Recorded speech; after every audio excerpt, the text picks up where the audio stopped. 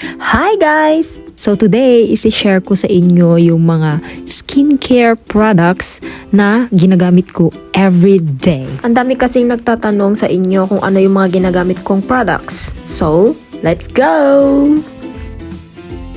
So before ko i-share yung mga products na gamit ko, ito based on my experience lang naman. So nung nandito na kasi ako sa Japan, as in grabe, sobrang daming pimples, sobrang daming dark spots. So hindi ko alam kung anong gagawin ko sa mukha ko noon talaga. Sobra. Buti na lang na-discover ko tong mga products na to. So ito, una, ang ginagamit ko talagang soap sa mukha ko is yan, cow soap.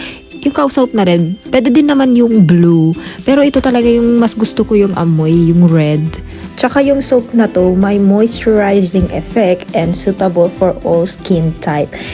Actually, hindi ko lang siya ginagamit sa mukha ko. Ginagamit ko din siya sa buong katawan ko. And share ko lang, hindi lang yan yung gamit ko sa katawan ko, kundi gumagamit din ako nung Dove body wash na made dito sa Japan mismo. Maraming klaseng body wash ang nandito, pero mas gusto ko kasi yung amoy nung Dove na blue, yung body wash. May iba't iba silang dito variation ng Dove. May pink, may green, may yellow, kung saan mo gusto. Basta ako dun sa blue. So yan yung first na ginagawa ko. Nag-wash muna ako ng face gamit yung cow soap. So wait lang, i-apply ko lang siya.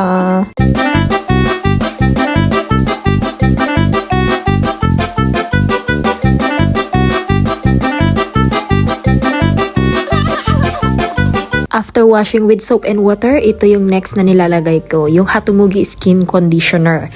Ito talaga yung top secret ko sa skin kung bakit hindi ako tinatablan ng pimples kahit magpuyat ako, kahit ma-stress ako, or kahit may period ako. Yung ganitong product na binebenta sa Japan, may kasama na siyang spray bottle pero sa mga selected market lang. Minsan kasi may freebie, minsan wala. So, depende talaga kung saang market ka bibili. Yung application ko nito, morning and night. So, yung isang bottle, which is 500 ml siya, umaabot na siya sa akin ng 2 months or 3 months. Depende din siguro sa kadami ng pag-spray o paglagay sa mukha. Never na din ako nagamit ng mga cream, ng mga toner na iba pa since nag-start ako naggamit nito. By the way guys, I am also using Kiana Rice Pack. Ito yung trending din na facial wash dito sa Japan, which is sobrang ganda talaga. Actually, hindi ko naman siya ginagamit everyday, pero based on my experience, nakaka-moisturize talaga siya ng mukha. And kapag may mga travel ka, very convenient mo siyang maidadala. So next, after ko mag-apply ng toner, hinahayaan ko muna siyang mag-dry. Next up is ang paglalagay ko ng sunscreen. Dati hindi talaga ako gumagamit ng sunscreen nung nasa Pilipinas ako. Pero nung nandito ako sa Japan, natuto akong gumamit ng sunscreen kasi sobrang init kapag summer. Kapag summer kasi dito sobrang kakaiba. Parang times 2 yung init dyan sa Pilipinas na para bang nilelechon ka sa labas, day. Next naman is ang paglalagay ko ng liquid foundation. Yung liquid foundation na to, hindi ko siya nilalagay sa buong mukha ko. Nilalagay ko lang siya around my eyes para hindi halatang aswang tayo sa gabi mga be.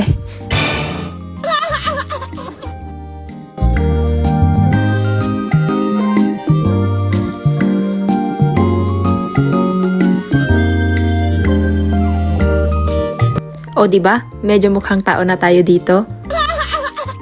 Sunod is yung pag-apply ko ng powder. Ang gamit kong powder is itong Pigeon Baby Powder. Actually, literal, pang baby powder talaga siya mga be. Pero, ginagamit ko siya kasi mukha naman akong baby. Hala siya!